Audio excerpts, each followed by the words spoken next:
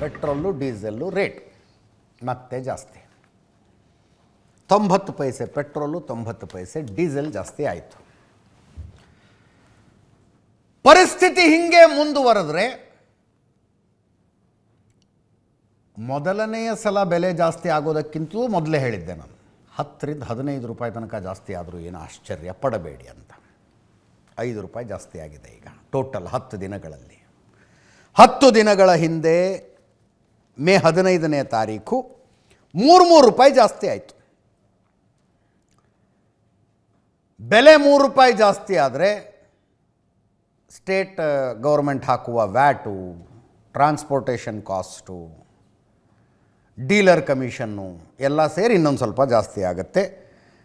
ಬೆಂಗಳೂರಿನಲ್ಲಿ 3 ರೂಪಾಯಿ 25 ಪೈಸೆ ಜಾಸ್ತಿ ಆಯಿತು. ಪೆಟ್ರೋಲಿಗೆ ಡೀಸೆಲಿಗೆ 3 ರೂಪಾಯಿ 11 ಪೈಸೆ ಜಾಸ್ತಿ ಆಯಿತು.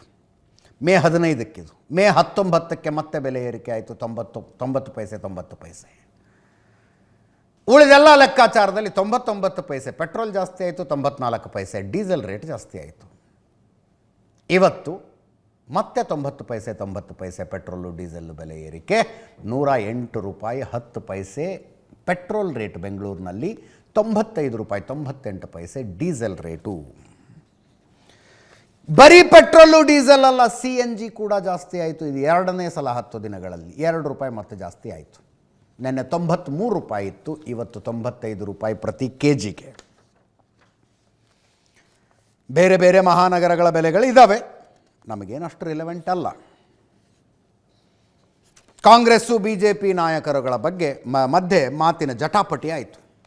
BJP ರಾಜ್ಯಾಧ್ಯಕ್ಷ ವಿಜೇಂದ್ರ ಅವರು, ಸಚಿವ ಪ್ರಿಯಾಂಕ್ ಖರ್ಗೆ, SR ಶ್ರೀನಿವಾಸ್ ಮಾತಾಡಿದ್ದಾರೆ. KSRTC ಅಧ್ಯಕ್ಷರು ಬೆಲೆ ಜಾಸ್ತಿ ಮಾಡಬೇಕಾಗಿ ಬರುತ್ತೆ ಅಂತ. ಕೇಳಿಸ್ಕೊಳ್ಳಿ.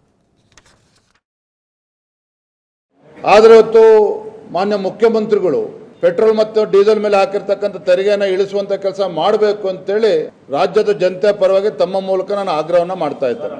ರಾಷ್ಟ್ರೀಯ ನೇತಾರಾಗಿರ್ತಕ್ಕಂಥ ಪ್ರಿಯಾಂಕ ಖರ್ಗೆ ಅವರಿಗೆ ತಮ್ಮ ಮೂಲಕ ಒಂದು ಕಿವಿ ಮಾತನ್ನು ಹೇಳ್ತೇನೆ. ಅಂತಾರಾಷ್ಟ್ರೀಯ ರಾಷ್ಟ್ರೀಯ ಮಟ್ಟದ ವಿಚಾರಗಳನ್ನ ಬದಿಗಿಟ್ಟು ನೀವು ಈ ರಾಜ್ಯದ ಮುಖ್ಯಮಂತ್ರಿ, ಈ ರಾಜ್ಯದಲ್ಲಿ ಫಸ್ಟ್ ನೀವು ನಿರ್ಧಾರವನ್ನು ಮಾಡಿ ಇಡೀ ದೇಶಕ್ಕೆ ಮಾದರಿ ಆಗ್ತಕ್ಕಂಥ ಒಂದು ನಿರ್ಧಾರವನ್ನ ತಾವು ಮಾಡಿ. ಏನು 3 ಬಾರಿ ತೆರಿಗೆಯನ್ನ ಜಾಸ್ತಿ ಮಾಡಿದ್ರೆ ಪೆಟ್ರೋಲ್ ಮೇಲೆ ಡೀಸೆಲ್ ಮೇಲೆ, ನಿಮ್ಮ ಮುಖ್ಯಮಂತ್ರಿಗಳಿಗೆ ಮನವರಿಕೆ ಮಾಡಿ ಬುದ್ಧಿ ಹೇಳಿ. ಯಾವುದೇ ರೀತಿಯಾದಂಥ ತೊಂದರೆ ಇಲ್ಲ ನಮಗೆ ಇಂಧನದ್ದು. ರಷ್ಯಾದಿಂದ ಬಹಳ ಕಮ್ಮಿ ಬೆಲೆಯಲ್ಲಿ ಕಚ್ಚಾ ತೈಲನ ನಾವು ತಗೊಂಡಿದ್ದೀವಿ, ಅದು ಒಂದು ಮಾಸ್ಟರ್ ಸ್ಟ್ರೋಕ್ ಇದೆ ಅಂತ ಹೇಳಿಲ್ವಾ? ಏನಾಯ್ತು ಅದೆಲ್ಲ? ವಾರಕ್ಕೆ 3 ಸರಿ ಇವರು ಬೆಲೆ ಏರಿಕೆ ಮಾಡ್ತಾರೆ ಅಂದರೆ ತರಕಾರಿ ಬೆಲೆ ಜಾಸ್ತಿ ಆಗ್ತಾ ಇದೆ, ನಿಮ್ಮ ಔಷಧಿ ಬೆಲೆ ಜಾಸ್ತಿ ಆಗ್ತಾ ಇದೆ, ಯುದ್ಧದಿಂದ ಅಂತ ಹೇಳ್ತಾರೆ. ಅವಾಗ ಗಲ್ಫ್ ವಾರ್ ಆಗಿಲ್ವಾ? ನಮ್ಮ ಸರ್ಕಾರಗಳಿದ್ದಾಗ ಅವಾಗ ಇರಲಿಲ್ವಾ? ಮತ್ತು ಇವ್ರೇನು ಅಚ್ಚೇ ದಿನ ಅಂತ ಹೇಳಿದ್ರಲ್ಲ, ನಾವು ಹೇಳಿದ್ದ ಅವ್ರು ಹೇಳಿದ್ದ? ಇವ್ರೇನು ಬರೀ ಉಪದೇಶ ನೀಡಕ್ಕಿದಾರ ಕೆಂಪಕೋಟೆ ಮೇಲಿಂದ? ಸೆಸ್ ಕಮ್ಮಿ ಮಾಡಬೇಕಂದ್ರೆ ಸ್ಟಾರ್ಟ್ ಫ್ರಮ್ ಗುಜರಾತ್. ಏನು ಗುಜರಾತ್ ಮಾಡೆಲ್ ಆಫ್ ಡೆವಲಪ್ಮೆಂಟ್ ಇರುವಂಥ BJP ಸ್ಟೇಟ್ಸ್ಗಳಲ್ಲಿ ಫಾಲೋ ಮಾಡಿಬಿಟ್ಟು ನಮ್ಮ ಹತ್ರ ಬಂದು ಒಂದೇ ಒಂದು ಕಮೆಂಟಿಂದ ಇವತ್ತು ಯಾವ ಕಾಕ್ರೋಚ್ ಜನತಾ ಪಾರ್ಟಿ ಅಂತ ಬಂದಿರೋದು. 100% ಮಾಡಲೇಬೇಕಲ್ವಾ? ಮೋದಿ ಅವರು ಎಷ್ಟು ಜಾಸ್ತಿ ಮಾಡಿದ್ರು? ಒಂದ್ಸರಿ 3 ರೂಪಾಯಿ 75 ಪೈಸೆ ಮಾಡಿದ್ರು, ಇವತ್ತು 90 ಪೈಸೆ ಜಾಸ್ತಿ ಮಾಡಿದ್ರೆ ನಾವು ಹಂಗೆ ಬಸ್ ಬರೀ ನೀರು ಇದು ಓಡಿಸೋಕ್ಕಾಗುತ್ತಾ? ಜಾಸ್ತಿ ಮಾಡಲೇಬೇಕಲ್ವಾ? ಆಟೋಮೆಟಿಕಲ್ ಆಗುತ್ತೆ. ಈಗ ನಾವು 1200 ಕೋಟಿ ಈಗ ಅರಿಯರ್ಸ್ ಕೊಡ್ತಾ ಇದ್ದೀವಿ. ಒಂದಷ್ಟು ಅಂಕಿ ಸಂಖ್ಯೆಗಳನ್ನು ಹೇಳ್ತೀವಿ ನಿಮಗೆ. ಏನು ಅರ್ಥ ಆಗುತ್ತೆ ಅಂದರೆ, ಪೆಟ್ರೋಲ್ ಡೀಸೆಲ್ ಅಂದರೆ ಟೋಟಲ್ ಕ್ರೂಡ್ ಆಯಿಲ್ ಭಾರತದ ರಿಕ್ವೈರ್ಮೆಂಟ್ ಎಷ್ಟಿದೆಯೋ ಹೆಚ್ಚು ಕಡಿಮೆ, ಸ್ವಲ್ಪ ಕಡಿಮೆನೇ ಇದೆ, ಅಷ್ಟು ದೊರೀತಾ ಇದೆ, ಸಿಗ್ತಾ ಇದೆ. ಬಟ್ ಬೆಲೆ ತಾತ್ಪರ್ಯ ಏನು ಅಂದರೆ, ಕೊರತೆಯ ಕಾರಣಕ್ಕಾಗಿ ಪೆಟ್ರೋಲ್ ಬಂಕ್ಗಳು ಬಂದಾಗೋದಿಲ್ಲ, ಬಟ್ ಹೇಳಿದಷ್ಟು ದುಡ್ಡು ಕೊಟ್ಟು ತಗೋಬೇಕಾಗತ್ತೆ ಅಂತ ತಾತ್ಪರ್ಯ ಅಂತ ಅನ್ನಿಸ್ತಾ ಇದೆ ಇವತ್ತಿನ ಈ ಅಂಕಿ ಸಂಖ್ಯೆಗಳನ್ನು ನೋಡ್ತಾ ಇದ್ದರೆ. ಅದೇನೋ ಒಂದು ನಂಬರ್ ಇತ್ತಪ್ಪ, 27 ದೇಶಗಳಿಂದ ಏನೋ ನಾವು ಮೊದಲು ತರಿಸ್ಕೊಳ್ತಾ ಇದ್ವಿ ಕ್ರೂಡ್ ಆಯಿಲ್ನ. ಯುದ್ಧ ಶುರುವಾಗೋದಕ್ಕಿಂತ ಮುಂಚೆ 27 ದೇಶಗಳಿಂದ ತರಿಸಿಕೊಳ್ತಾ ಇದ್ವಿ. ಯುದ್ಧ ಶುರುವಾದ ನಂತರ ಆ ಸೋರ್ಸನ್ನು ಡೈವರ್ಸಿಫೈ ಮಾಡಿದ್ದೀವಿ. ಕಡಿಮೆ ಆದರೂ ಪರವಾಗಿಲ್ಲ, ನಿಮ್ಮ ಹತ್ರ ಇದೆಯಾ ಕೊಡಿ, ನಿಮ್ಮ ಹತ್ರ ಇದೆಯಾ ಕೊಡಿ ಅಂತ 40 ದೇಶಗಳಿಂದ ಕ್ರೂಡ್ ಆಯಿಲನ್ನು ಭಾರತ ಈಗ ತರಿಸಿಕೊಳ್ತಾ ಇದೆ. ಕ್ರೂಡ್ ಆಯಿಲ್ ಇಂಪೋರ್ಟು ಕಳೆದ ತಿಂಗಳಿಗೆ ಹೋಲಿಸಿದರೆ ಈ ತಿಂಗಳು ಬೆಟರ್ ಆಗಿದೆ. ನಾನು ವಾಲ್ಯೂಮ್ನಲ್ಲಿ ಹೇಳೋದು, ಬೆಲೆ ಜಾಸ್ತಿ ಆಗಿರೋದಂತೂ ಗೊತ್ತೇ ಇದೆ ನಿಮಗೆ. ವೆನಿಜುವೆಲಾ ಈಗ ಯುನೈಟೆಡ್ ಅರಬ್ ಎಮಿರೇಟ್ಸ್ಗಿಂತಲೂ ಭಾರತಕ್ಕೆ ಹೆಚ್ಚು ಕ್ರೂಡ್ ಆಯಿಲ್ನ ಕೊಡ್ತಾ ಇದೆ. ಏಪ್ರಿಲ್ ತಿಂಗಳಲ್ಲಿ ಹೈಯೆಸ್ಟ್ ರಷ್ಯಾದಿಂದ ಬಂತು, ನೆಕ್ಸ್ಟ್ ಸೌದಿ ಅರೇಬಿಯಾದಿಂದ ಬಂತು, ಥರ್ಡ್ ಪ್ಲೇಸ್ನಲ್ಲಿ ಯುನೈಟೆಡ್ ಅರಬ್ ಎಮಿರೇಟ್ಸ್ ಇತ್ತು ಭಾರತಕ್ಕೆ ಕ್ರೂಡ್ ಆಯಿಲ್ ಕಳಿಸಿದ ದೇಶಗಳ ಪಟ್ಟಿಯಲ್ಲಿ. ಈಗಲೂ ಫಸ್ಟ್ ರಷ್ಯಾನೇ ಇದೆ. ಇನ್ಫ್ಯಾಕ್ಟ್ ಏಪ್ರಿಲ್ಗೂ ಮೇಗೂ ಹೋಲಿಸಿದರೆ ರಷ್ಯಾದಿಂದ ಕ್ರೂಡ್ ಆಯಿಲ್ ಇಂಪೋರ್ಟ್ ಜಾಸ್ತಿ ಆಗಿದೆ. ಸೆಕೆಂಡ್ ಯುನೈಟೆಡ್ ಅರಬ್ ಎಮಿರೇಟ್ಸ್ ಬಂದಿದೆ. ಸೌದಿ ಅರೇಬಿಯಾ ಲಿಸ್ಟ್ನಲ್ಲಿಲ್ಲ, ಮೊದಲ 3ರ ಲಿಸ್ಟ್ನಲ್ಲಿಲ್ಲ. ವೆನಿಜುವೆಲಾ 3ನೇ ಪ್ಲೇಸಿಗೆ ಬಂತು. ವೆನಿಜುವೆಲಾ ಅಲ್ಲೊಬ್ಬ ಮೊಡೆರೋ ಅನ್ನುವಂಥ ಅಧ್ಯಕ್ಷರಿದ್ದರು. ಡೊನಾಲ್ಡ್ ಟ್ರಂಪ್ ಒಂದು ಕಾರ್ಯಾಚರಣೆ ನಡೆಸಿ ಮಿಲಿಟ್ರಿ ಅವ್ರನ್ನ ಕರೆಸಿ ರಾತ್ರೋರಾತ್ರಿ ಅರಮನೆಯಿಂದಲೇ ಅವ್ರನ್ನ ಯಥಾಕಂಡು ಬಂದುಬಿಟ್ರು. ವೆನಿಜುವೆಲಾ ಅಮೇರಿಕದ ಶತ್ರುತ್ವಕ್ಕೆ ದೊಡ್ಡದೊಂದು ಇತಿಹಾಸ ಇದೆ. ವೆನಿಜುವೆಲಾ ಒಂದು ಸೋಷಿಯಲಿಸ್ಟ್ ದೇಶ. ಸೋಷಿಯಲಿಸಮ್ನ ಪೀಕಿಗೆ ಹೋದರೆ ಏನಾಗಬಹುದು ಅನ್ನೋದಕ್ಕೆ ಉದಾಹರಣೆ ಹಂಗಿರೋ ದೇಶ. ಇಡೀ ಪ್ರಪಂಚದಲ್ಲಿ ಅತಿ ಹೆಚ್ಚು ಆಯಿಲ್ ರಿಸರ್ವ್ ಇರೋದು ಸೌದಿ ಅರೇಬಿಯಾದಲ್ಲ, ಯಾವ ಅರಬ್ ರಾಷ್ಟ್ರದಲ್ಲೂ ಅಲ್ಲ. It was in Venezuela. ಆದರೆ ಸೋಷಿಯಲಿಸಮನ್ನು, ಸಮಾಜವಾದವನ್ನು ಪೀಕಿಗೆ ತಗೊಂಡೋಗಿ ದೇಶ ಭಿಕಾರಿ ಆಗಿಬಿಡ್ತದು. ಆ ಅಧ್ಯಕ್ಷರನ್ನು ಡೊನಾಲ್ಡ್ ಟ್ರಂಪ್ ಕಿಡ್ನ್ಯಾಪ್ ಮಾಡಿಸಿದ್ರು. ಡೈಸಿ ರಾಡ್ರಿಗಸ್ ಅನ್ನುವಂಥ ಮಹಿಳೆಯೊಬ್ಬರನ್ನು ಅಲ್ಲಿ ಅಧ್ಯಕ್ಷರನ್ನಾಗಿ ಕೂಡಿಸಿದ್ರು. ಈಗ ಇಡೀ ವೆನಿಜುವೆಲಾ ಅಮೇರಿಕ ಹೇಳ್ದಂಗೆ ಕೇಳುತ್ತೆ. ಅಮೇರಿಕದವ್ರು ಹೇಳ್ತಾ ಇದ್ರು, ನೀವು ವೆನಿಜುವೆಲಾಯಿಂದ ಆಯಿಲ್ ತರಿಸ್ಕೊಳ್ಳಿ, ವೆನಿಜುವೆಲಾಯಿಂದ ಆಯಿಲ್ ತರಿಸ್ಕೊಳ್ಳಿ ಅಂತ. ಕಾಲ ಕೂಡಿ ಬಂತು. ಅಮೇರಿಕ ಹೇಳಿದ್ದಕ್ಕೆ, ಈಗ ಮೋದಿ ವಿರೋಧಿಗಳು ಅಮೇರಿಕ ಹೇಳಿದ್ದಕ್ಕೆ ವೆನಿಜುವೆಲಾಯಿಂದ ತರಿಸ್ಕೊತಿದ್ದಾರೆ ನೋಡಿ ಅಂತಾರೆ. ಮೋದಿ ಬೆಂಬಲಿಗರು ಏನು ಹೇಳೋದು, ವೆನಿಜುವೆಲಾ ಕಡಿಮೆ ರೇಟಿಗೆ ಕೊಡ್ತಾ ಇದ್ದೀರಿ, ಅದಕ್ಕೆ ತರಿಸ್ಕೊತಾ ಇದ್ದಾರೆ ಅಂತಾರೆ. ಎರಡೂ ನಿಜಾನೇ. ವೆನಿಜುವೆಲಾ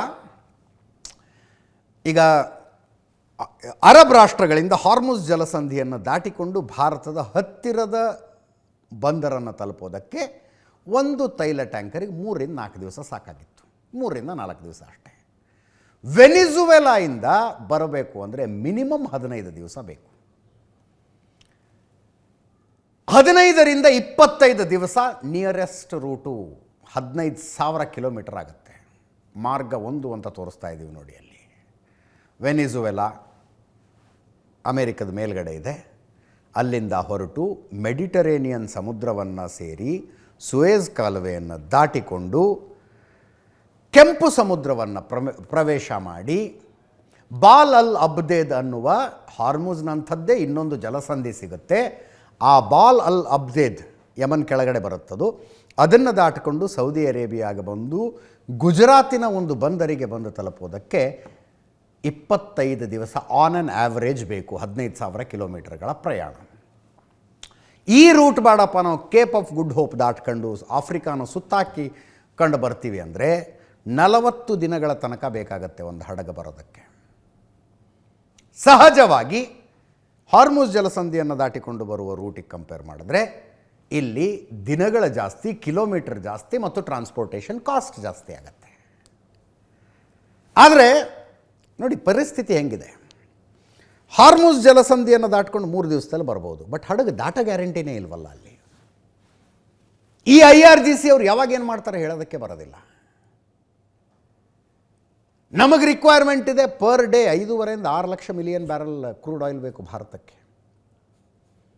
ರಿಕ್ವೈರ್ಮೆಂಟ್ ಇದೆ, ಹಡಗು ಬರ್ತಿಲ್ಲ ಅಲ್ಲಿ. ಇಲ್ಲಿ ಭಾರತದ ಒಳಗೆ ಬಾಯಿ ಬಡ್ಕೊಳ್ಳೋ ಪರಿಸ್ಥಿತಿ ಬಂದುಬಿಡುತ್ತೆ ಅಂದುಕೊಂಡ ಸಮಯಕ್ಕೆ ಹಡಗು ಬರದೇ ಹೋದರೆ. ಅದರ ಜೊತೆಗೆ ಒಂದು ತೈಲ ಟ್ಯಾಂಕರ್ ಅಂದರೆ ಅದು ಅದರದ್ದು ಟೋಟಲ್ ಪ್ರೊಡಕ್ಷನ್ ಕಾಸ್ಟೇ 1,000 ಕೋಟಿ ಇರುತ್ತೆ. ಪ್ರತಿಯೊಂದು ಟ್ರಿಪ್ಪಿಗೂ ಇನ್ಶೂರೆನ್ಸ್ ಮಾಡಿಸ್ಬೇಕು. ಅದಕ್ಕೆ ಇನ್ಶೂರೆನ್ಸು ಶಾಂತ ಸಮುದ್ರದಲ್ಲಿ ಆರಾಮಾಗಿ ಹಡಗು ಹೋಗುತ್ತೆ ಅನ್ನೋದಿದ್ರೆ ಪ್ರೀಮಿಯಂ ಕಡಿಮೆ ಇರುತ್ತೆ. ಒಂದು ಯುದ್ಧಗ್ರಸ್ತ ಪ್ರದೇಶ ದಾಟ್ಕೊಂಡು ಬರ್ಬೇಕಂದ್ರೆ ಇನ್ಶೂರೆನ್ಸ್ ಕಂಪನಿಯವರು 10 ಪಟ್ಟು ಪ್ರೀಮಿಯಂ ಕಟ್ಟಿ ಅಂತಾರೆ. ಆಬ್ವಿಯಸ್ಲಿ ಬೆಲೆ ಜಾಸ್ತಿ ಆಯಿತು. ಪ್ರೀಮಿಯಂ ಕಟ್ಟೋದು ಜಾಸ್ತಿ ಅಂತಂದರೆ ಪರ್ ಬ್ಯಾರೆಲ್ ಕ್ರೂಡ್ ಆಯಿಲ್ ಮೇಲೆ ಬೆಲೆ ಜಾಸ್ತಿ ಆದಂಗೆ ಆಯಿತು. ಇಲ್ಲಿ ಬೇಗ ಬರುತ್ತೆ ಬಟ್ ರಿಸ್ಕಿ ರೂಟ್ ಇದೆ. ವೆನಿಜುವೆಲಾದಿಂದ ಬರೋದು ತಡ ಆಗುತ್ತೆ ಬಟ್ ಶಾಂತವಾಗಿ ಬರುತ್ತೆ. ಟ್ರಾನ್ಸ್ಪೋರ್ಟೇಷನ್ ಕಾಸ್ಟ್ ಜಾಸ್ತಿ ಆಗುತ್ತೆ. ವೆನಿಜುವೆಲಾ ಏನು ಹೇಳ್ತಂದರೆ ನಿಮಗೆ ಹಾರ್ಮುಜ್ ಜಲಸಂಧಿಯನ್ನು ದಾಟಿಕೊಂಡು ಬರುವಾಗ ಒಂದು ಬ್ಯಾರಲ್ಗೆ ಏನು ಪ್ರೈಸ್ ಆಗುತ್ತಲ್ಲ, ರೇಟ್ ಆಗುತ್ತಲ್ಲ, ಅದಕ್ಕಿಂತ ಒಂದು ಬ್ಯಾರಲ್ಗೆ $10 ನಾವು ಕಡಿಮೆ ರೇಟಿಗೆ ಕೊಡ್ತೀವಿ ಅಂತ ವೆನಿಜುವೆಲಾದವ್ರು ಆಫರ್ ಮಾಡಿದಾರಂತೆ. $10 ಪರ್ ಬ್ಯಾರಲ್ ಕಡಿಮೆ ಕೊಡ್ತೀವಿ ಅಂತ. ಅಲ್ಲಿಗೆ ಹೆಚ್ಚುವರಿಯಾಗಿ ನಾವು ಖರ್ಚು ಮಾಡುವಂಥ ಟ್ರಾನ್ಸ್ಪೋರ್ಟೇಷನ್ ಕಾಸ್ಟು ಅದರಲ್ಲಿ ಕಡಿಮೆ ಆಗುತ್ತೆ. ಹಾರ್ಮುಜ್ ಜಲಸಂಧಿಯನ್ನು ದಾಟಿಕೊಂಡು ಬರುವ ಕ್ರೂಡ್ ಆಯಿಲ್ ಪರ್ ಬ್ಯಾರಲ್ ಎಷ್ಟು ದುಡ್ಡು ಕೊಡ್ತೀವೋ ಅಂತಿಮವಾಗಿ ಭಾರತಕ್ಕೆ ಬಂದು ತಲುಪಿದಾಗ ಅಷ್ಟೇ ದುಡ್ಡು ಕೊಟ್ಟಿರ್ತೀವಿ ಅಂತ ಅರ್ಥ. ಏಪ್ರಿಲ್ ತಿಂಗಳಲ್ಲಿ ರಷ್ಯಾದಿಂದ 15.7 ಮಿಲಿಯನ್ ಬ್ಯಾರಲನ್ನು ಭಾರತ ಆಮದು ಮಾಡಿಕೊಂಡು ಮೇ ತಿಂಗಳಲ್ಲಿ ಅದು ಹೆಚ್ಚಾಗಿ 19.83 ಲಕ್ಷ ಬ್ಯಾರಲ್ ಆಗಿದೆ. ಯುನೈಟೆಡ್ ಅರಬ್ ಎಮಿರೇಟ್ಸ್ ಸ್ವಲ್ಪ ಕಡಿಮೆ ಆಗಿದೆ. ವೆನಿಜುವೆಲಾ 2.83 ಲಕ್ಷ ಬ್ಯಾರಲ್ ಇದ್ದದ್ದು 4.17 ಲಕ್ಷ ಬ್ಯಾರಲ್ ಆಗಿದೆ ಈಗ. ಸೌದಿ ಅರೇಬಿಯಾದ ಅರ್ಧಕ್ಕರ್ಧ ಕಡಿಮೆ ಆಗಿದೆ. ಸೌದಿ ಅರೇಬಿಯಾದಿಂದ ಬರೋದು 6.7 ಲ್ಯಾಕ್ ಬ್ಯಾರಲ್ ಇದ್ದದ್ದು 3.4 ಲ್ಯಾಕ್ ಬ್ಯಾರಲ್ಗೆ ಬಂದಿದೆ. ಯಾವ್ಯಾವ ದೇಶದಿಂದ ಎಷ್ಟೆಷ್ಟು ಅಂತ ಅಂದರೆ ಏಪ್ರಿಲ್ ತಿಂಗಳಲ್ಲಿ ಭಾರತಕ್ಕೆ 45.35 ಮಿಲಿಯನ್ ಬ್ಯಾರಲ್ ಬಂದರೆ ಮೇ ತಿಂಗಳಲ್ಲಿ ಇಂಪೋರ್ಟ್ ಜಾಸ್ತಿ ಆಗಿದೆ, 49.2 ಮಿಲಿಯನ್ ಬ್ಯಾರಲ್ ಬಂದಿದೆ. ಅಂದರೆ ಒಂದು ದಿನಕ್ಕೆ on on average 5.5 to 6 million barrel crude oil ಭಾರತಕ್ಕೆ ಬೇಕಾಗತ್ತೆ. 6 ಅಂತ ಹಿಡ್ಕೊಂಡ್ರು 6 ಮಿಲಿಯನ್ ಅಂದರೆ ಒಂದು ತಿಂಗಳಿಗೆ ಎಷ್ಟು ಬೇಕಾಯಿತು, ನಮಗೆ ಎಷ್ಟು ಬಂದಿದೆ ಲೆಕ್ಕ ಈಸಿಯಾಗಿ ಸಿಕ್ಕಿಬಿಡುತ್ತೆ. ಸಪ್ಲೈ ಜಾಸ್ತಿ ಆಗ್ತಾ ಇದೆ ತಿಂಗಳಿಂದ ತಿಂಗಳಿಗೆ, ರೇಟ್ ಕೂಡ ಹಾಗೆ ಏರ್ತಾ ಇದೆ. ಮಾರ್ಕೋ ರೂಬಿಯೋ ಅಮೆರಿಕದ ವಿದೇಶಾಂಗ ಸಚಿವರು ಹೇಳಿದ್ರು, ವೆನಿಜುವೆಲಾ ಅಧ್ಯಕ್ಷರು ಭಾರತದ ಪ್ರವಾಸಕ್ಕೂ ಬರ್ತಾ ಇದ್ದಾರೆ ಅಂತ. ಮುಂದಿನ ತಿಂಗಳು ಬರ್ತಾ ಇದ್ದಾರೆ. ಡೈಸಿ ರೋಡ್ರಿಗಸ್ ಭಾರತದ ಪ್ರವಾಸಕ್ಕೆ ಬರ್ತಾ ಇದ್ದಾರೆ. ಹಲವು ಬಿಗ್ ಆಫರ್ಗಳಿದ್ದಾವೆ. ಭಾರತ ನಮ್ಮ ಮಿತ್ರ ರಾಷ್ಟ್ರ ಮತ್ತು ಮಜಬೂತ್ ಪಾಲುದಾರ ರಾಷ್ಟ್ರ ಅಂದರು ಮಾರ್ಕೋ ರೂಬಿಯೋ ಭಾರತದ ಪ್ರವಾಸ ಇವತ್ತಿನಿಂದ ಶುರುವಾಯಿತು. ಅವ್ರದ್ದು ಅಮೇರಿಕದ ವಿದೇಶಾಂಗ ಕಾರ್ಯದರ್ಶಿ, ಮಿನಿಸ್ಟರ್, ವಿದೇಶಾಂಗ ಸಚಿವರು ಅಂತ ಅನ್ನಬೇಕಿದ್ರೆ ಇವತ್ತಿನಿಂದ ಪ್ರವಾಸ ಶುರುವಾಯಿತು. ಆಫ್ಟರ್ ವಾಟ್ 2012ರಲ್ಲಿ ಹಿಲರಿ ಕ್ಲಿಂಟನ್ ಬಂದಿದ್ದೆ ಲಾಸ್ಟ್. ಅದಾದ ನಂತರ ಅಮೇರಿಕದ ವಿದೇಶಾಂಗ ಕಾರ್ಯದರ್ಶಿಗಳು ಯಾರೂ ಭಾರತದ ಪ್ರವಾಸ ಮಾಡಿರಲಿಲ್ಲ. 2012 14 ವರ್ಷಗಳ ನಂತರ ಮಾರ್ಕೋ ರೂಬಿಯೋ ಸೀದಾ ಬಂದು ಕಲ್ಕತ್ತಾಕ್ಕೆ ಹೇಳಿದ್ರು. ಇವರು ಕೋಲ್ಕತ್ತಾಕ್ಕೆ ಹೇಳಿದ್ರು. ಅಲ್ಲಿ ಮದರ್ ತೆರೇಸಾ ಸ್ಥಾಪಿಸಿದ ಮಿಷನರಿ ಒಂದಿದೆ, ಮಿಷನರೀಸ್ ಆಫ್ ಚಾರಿಟಿ. ಅಲ್ಲಿಗೆ ಭೇಟಿ ಕೊಟ್ಟರು. ಅರ್ಧ ಗಂಟೆ ಭೇಟಿ ಇದಷ್ಟೇ.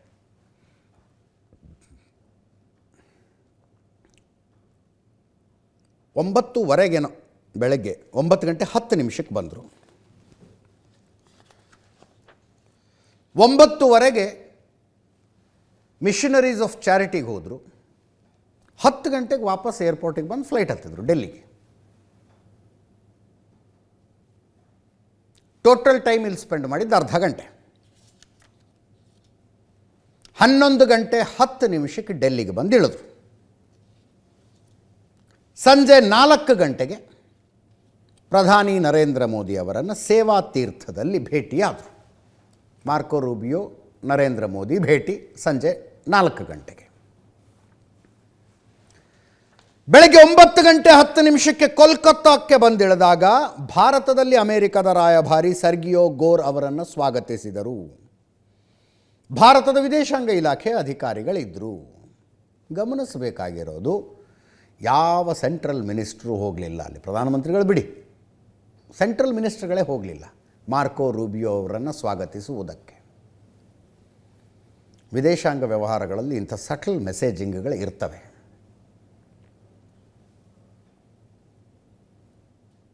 ಅಸಮಾಧಾನವನ್ನು ತೋರ್ಪಡಿಸಿದ ರೀತಿಯೂ ಇರಬಹುದು. ನೀವು ನಡ್ಕೊಳ್ತಾ ಇರೋ ರೀತಿ ನಮಗೆ ಸರಿ ಕಾಣಿಸ್ತಿಲ್ಲ ಅಂತ. 4 ದಿನಗಳ ಭೇಟಿ ಇದು. 26ನೇ ತಾರೀಕು ಕ್ವಾಡ್ ಮೀಟಿಂಗ್ ಇದೆ. ಅದನ್ನು ಮುಗಿಸ್ಕೊಂಡು ಹೋಗ್ತಾರೆ. ಕ್ವಾಡ್ ಶೃಂಗಸಭೆ ಮತ್ತು ದ್ವಿಪಕ್ಷೀಯ ಮಾತುಕತೆ. ಉಳಿದಂತೆ ಟ್ಯಾರಿಫ್ ವಾರ್ ನಡೀತಾ ಇದೆ. ಅದನ್ನೇನಾದ್ರು ಒಂದು ಹಂತಕ್ಕೆ ತರೋ ಉದ್ದೇಶ ಇದೆಯೋ ಏನೋ. ಡೊನಾಲ್ಡ್ ಟ್ರಂಪ್ ಅವರು ನರೇಂದ್ರ ಮೋದಿ ಅವರನ್ನು ಅಮೆರಿಕದ ಪ್ರವಾಸಕ್ಕೆ ಆಹ್ವಾನಿಸಿದ್ದಾರೆ. ಆ ಸಂದೇಶ ಕೊಟ್ಟರು. ಭಾರತಕ್ಕೆ ಹೆಚ್ಚು ಹೆಚ್ಚು ಅಮೆರಿಕದ ಆಯಿಲ್ ಸಪ್ಲೈ ಮಾಡುವ ಬಗ್ಗೆ ಮಾತುಕತೆಗಳು ಆಗ್ತಾ ಇದೆ. ಭಾರತ, ಜಪಾನ್, ಆಸ್ಟ್ರೇಲಿಯಾ ಮತ್ತು ಅಮೆರಿಕ ಕ್ವಾಡ್ ಅಂದರೆ 4 ದೇಶಗಳಿದ್ದಾವೆ. ಇದರಲ್ಲಿ ಈ 4 ದೇಶಗಳ ವಿದೇಶಾಂಗ ಸಚಿವರುಗಳ ಸಭೆ 26ನೇ ತಾರೀಕು ನಡೆಯುತ್ತೆ. ಆಸ್ಟ್ರೇಲಿಯಾ ವಿದೇಶಾಂಗ ಸಚಿವ ಪೆನ್ನಿ ವಾಂಗ್ ಬರ್ತಾರೆ. ಜಪಾನಿನ ವಿದೇಶಾಂಗ ಸಚಿವ ತೊಶಿಮಿಟ್ಸು ಮೊಟೆಗಿ ಬರ್ತಾರೆ 26ನೇ ತಾರೀಕು.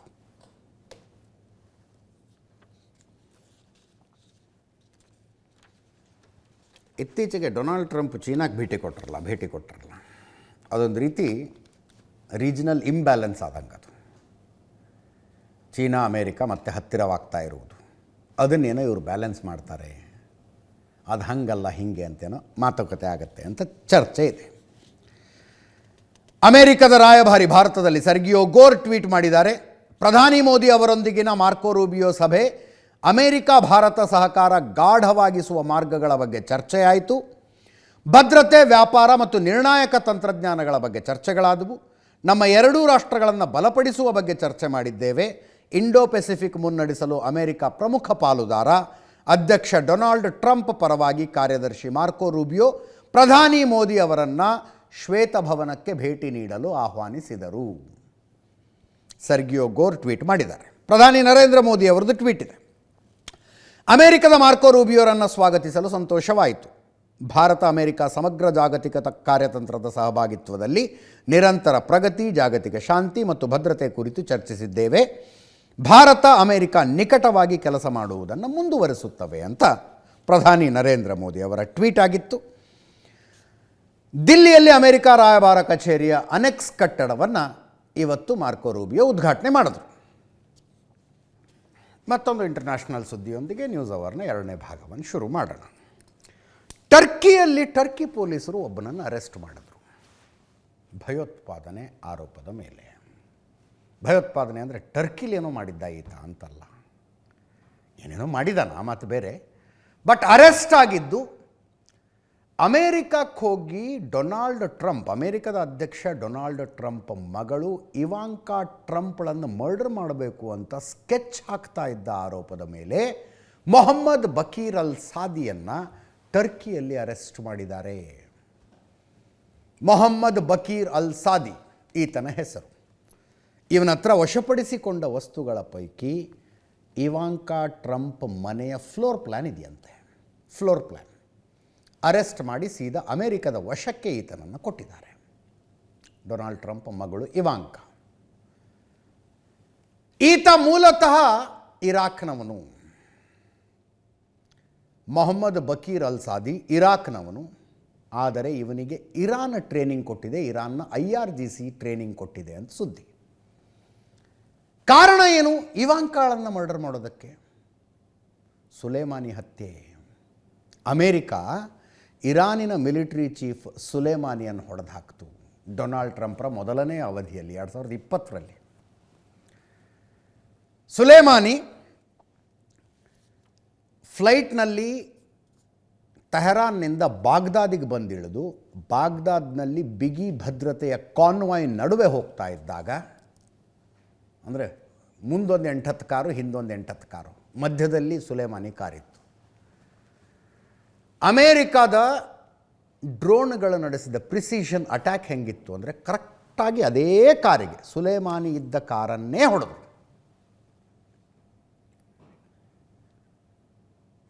ಸುಲೇಮಾನಿ ಬದುಕುವ ಸಾಧ್ಯತೆಯೇ ಇರಲಿಲ್ಲ. ಹಿಂದೆ ಮುಂದಿನ ಗಾಡಿಗಳಲ್ಲಿದ್ದವರೆಲ್ಲ ಸೇರಿ ಒಂದು 10 ಜನ ಸತ್ತು ಹೋಗಿದ್ದರು. ಸುಲೇಮಾನಿ ಕೊಲೆಗೆ ಸೇಡು ತೀರಿಸಿಕೊಳ್ಳಬೇಕು ಅಂತ ಈತ ಹೊರಟಿದ್ದಂತೆ. 2020ರಲ್ಲಿ ಡೊನಾಲ್ಡ್ ಟ್ರಂಪ್ರ ಮೊದಲನೆಯ ಅವಧಿಯಲ್ಲಿ ಇರಾನಿನ ಮಿಲಿಟರಿ ಚೀಫ್ ಮರ್ಡರ್ ಏನಾಗಿತ್ತು ಅದಕ್ಕೆ ಸೇಡು ತೀರಿಸಿಕೊಳ್ಳೋದಕ್ಕೆ ಈತ ಹೊರಟಿದ್ದಂತೆ. 2021ರಲ್ಲಿ ಈ ಇವಾಂಕಾ ಟ್ರಂಪ್ ಇರುವ ಮನೆಯ ಹೆಸರು ಫ್ಲೋರಿಡಾ ಎನ್ಕ್ಲೇವ್. ಅದರ ನಕಾಶೆಯನ್ನು ಈತ ಸೋಷಿಯಲ್ ಮೀಡಿಯಾದಲ್ಲಿ ಪೋಸ್ಟ್ ಮಾಡಿ ಸೇಡು ತೀರಿಸಿಕೊಳ್ಳುವುದು ಸಮಯದ ವಿಷಯ ಅಂದಿದ್ದಂತೆ. Revenge is a matter of time ಅಂತ ಇರಬಹುದು ಅದರದ್ದು ಇಂಗ್ಲೀಷ್ ಟ್ರಾನ್ಸ್ಲೇಷನ್. ಹಂಗೆ ಹಾಕಿದ್ನಂತೀತ ಸೋಷಿಯಲ್ ಮೀಡಿಯಾದಲ್ಲಿ. ಆವಾಗಿಂದ ಕಣ್ಣಿಟ್ಕೊಂಡಿದ್ರು. ಈಗ ಟರ್ಕಿಯಲ್ಲಿ ಅರೆಸ್ಟ್ ಮಾಡಲಾಗಿದೆ. ಟರ್ಕಿ ಪೊಲೀಸರು ಈತನನ್ನು ಅಮೇರಿಕದ ವಶಕ್ಕೆ ಕೊಟ್ಟಿದ್ದಾರೆ. ಈತನ ಮೇಲೆ ಬೇರೆ ಬೇರೆ 18 ಭಯೋತ್ಪಾದಕ ದಾಳಿಗಳ ಆರೋಪಗಳಿದ್ದಾವೆ. ಅಮೇರಿಕ ಮತ್ತು ಯುರೋಪ್ನಲ್ಲಿ ರಕ್ತಪಾತಕ್ಕೆ ಸಂಚು ಮಾಡಿದ್ದು ಸೇರಿದಂತೆ 18 ಬೇರೆ ಬೇರೆ ಭಯೋತ್ಪಾದಕ ಕೃತ್ಯಗಳನ್ನು ಎಸಗಿರುವ ಆರೋಪಗಳು ಈತನ ಮೇಲಿದ್ದಾವೆ. ಇದೆಲ್ಲದರ ನಡುವೆಯೇ ಡೊನಾಲ್ಡ್ ಟ್ರಂಪ್ರ ಮಗನ 2ನೇ ಮದುವೆನೂ ಆಯಿತು. ಟ್ರಂಪ್ ಹೋಗಲೇ ಇಲ್ಲ ಮದುವೆಗೆ, ಮಗನ ಮದುವೆಗೆ ಹೋಗಲಿಲ್ಲ. ದೇಶ ಮೊದಲು ಅಂದರು. ಡೊನಾಲ್ಡ್ ಟ್ರಂಪ್ರ 2ನೇ ಮಗನ 2ನೇ ಮದುವೆ ನಡೀತು. ಟ್ರಂಪ್ ಜೂನಿಯರ್, ಡೊನಾಲ್ಡ್ ಟ್ರಂಪ್ ಪ್ರೀತಿಯಿಂದ ಡಾನ್ ಜೂನಿಯರ್ ಅಂತ ಕರೀತಾರೆ. ಟ್ರಂಪ್ ಜೂನಿಯರ್ ಮದುವೆ ಫ್ಲೋರಿಡಾದ ಪಾಮ್ ಬೀಚ್ ಕೌಂಟಿಯಲ್ಲಿ ಆಯಿತು. ಪಾಮ್ ಬೀಚ್ ಕೌಂಟಿ ಅಲ್ಲಿಗೆ ಹೋಗಿ ಬಂದವರು ಹೇಳಿದ್ದಾರೆ ನನಗೆ, ಭಾಳ ಐಷಾರಾಮಿಯಾಗಿದೆ, ಡೊನಾಲ್ಡ್ ಟ್ರಂಪ್ರ ಖಾಸಗಿ ಆಸ್ತಿ ಅದು ಅಂತ.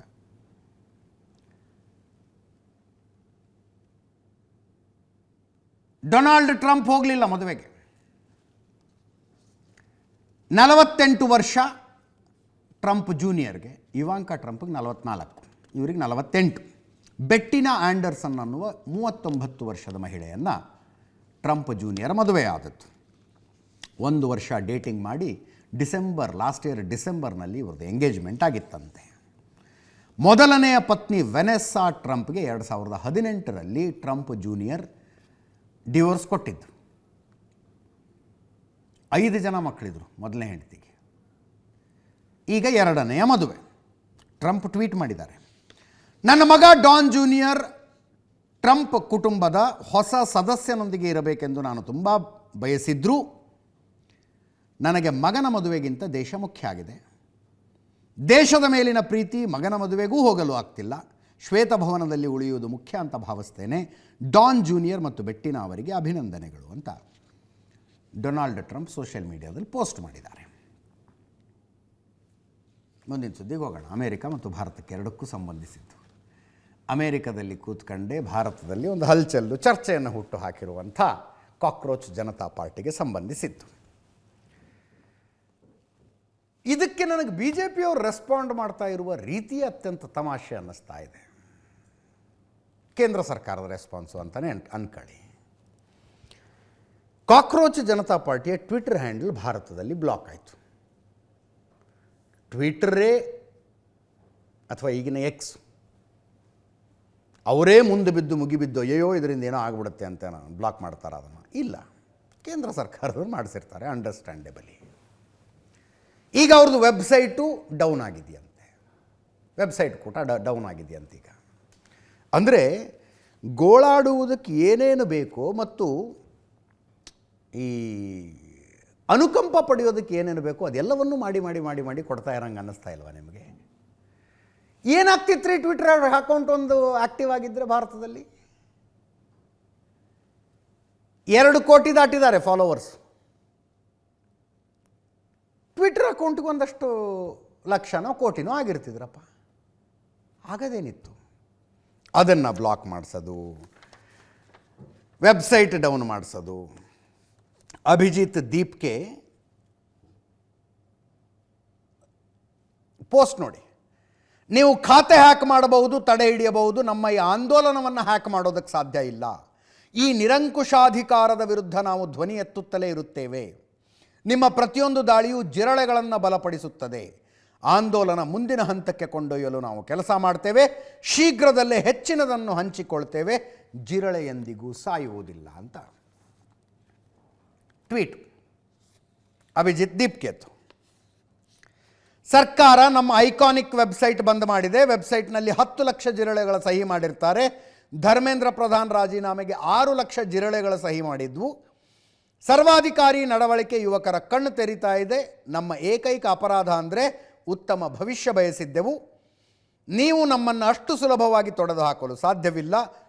ಜಿರಳೆಗಳು ಎಂದಿಗೂ ಸಾಯುವುದಿಲ್ಲ ಅಂತ ಅಭಿಜಿತ್ ದೀಪ್ಗೆ ಇನ್ನೊಂದು ಟ್ವೀಟ್ ಇದು.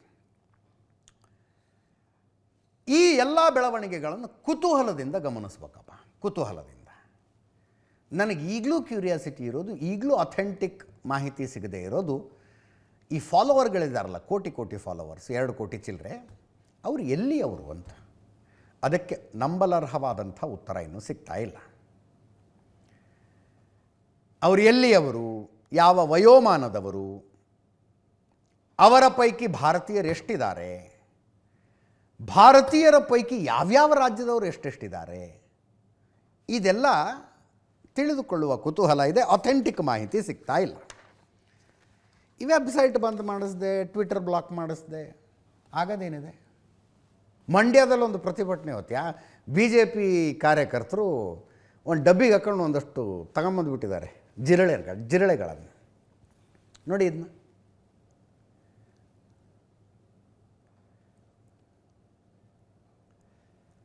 ಇವ್ರಿಗದು ಯಾರು ಸಲಹೆ ಕೊಡ್ತಾರೆ?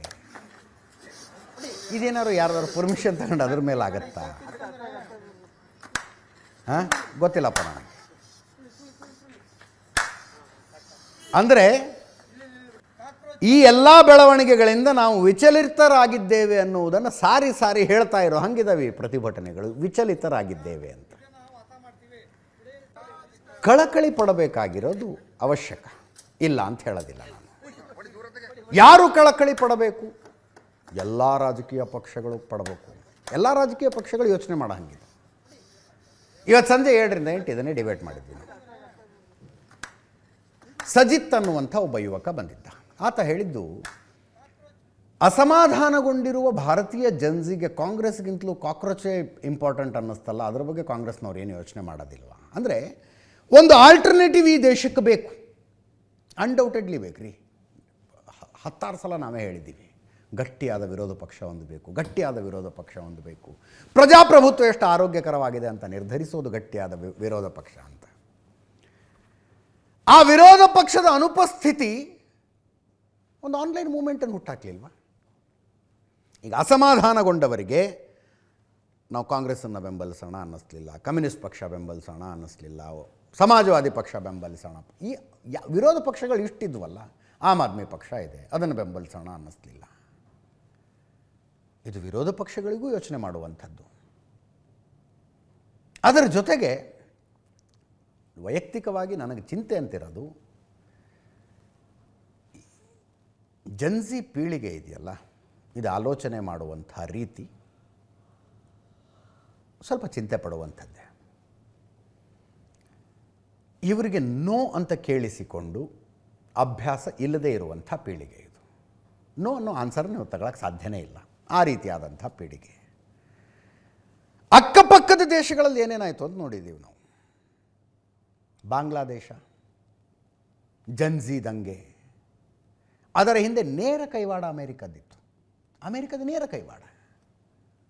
ಸತ್ತಾ ಪಲಟ್ ಮಾಡೋದಕ್ಕೆ, ರೆಜಿಮ್ ಚೇಂಜ್ ಮಾಡೋದಕ್ಕೆ ಅಮೇರಿಕದವ್ರು ಮಾಡಿಸಿದ್ರು ಅದನ್ನು.